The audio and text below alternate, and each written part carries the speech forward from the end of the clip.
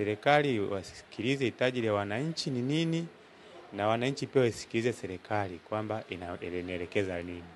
Ili migongano hii isiwepo, lazima tusikilizane kwa pande zote mbili.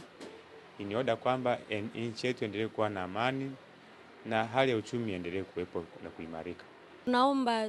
Tunaomba nchi yetu iwe na amani, tuishi kwa amani, tuishi kwa upendo, kwa sababu inavyopelekea hivyo inatufanya hata sisi wetu tunakosa kuwa na amani. Wengine tuna watoto wanakosa amani. Hivyo tunaomba tuwe na amani kwa ujumla. Hii amani tunayokuwa tunaichezea inakuwa sio vizuri. Na hawa watu ambao kwa kweli wanahatarisha amani wanatakiwa watafutwe kweli kweli.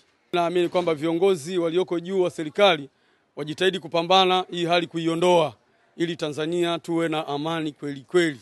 Tunalaani kwa kilichotokea kwa sababu imekuwa ni vurugu na athari zimekuwa kwa watu wote. Kwa hiyo tunawasihi hasa sisi vijana tujiepushe na mambo ya chuki na makundi ambapo mwisho wa siku ni hasara kwa taifa letu. Na anawaasa sana vijana. Kuna ile muamko kwamba anaweza ukawa unaambiwa kitu lakini hujui asali yake ni nini.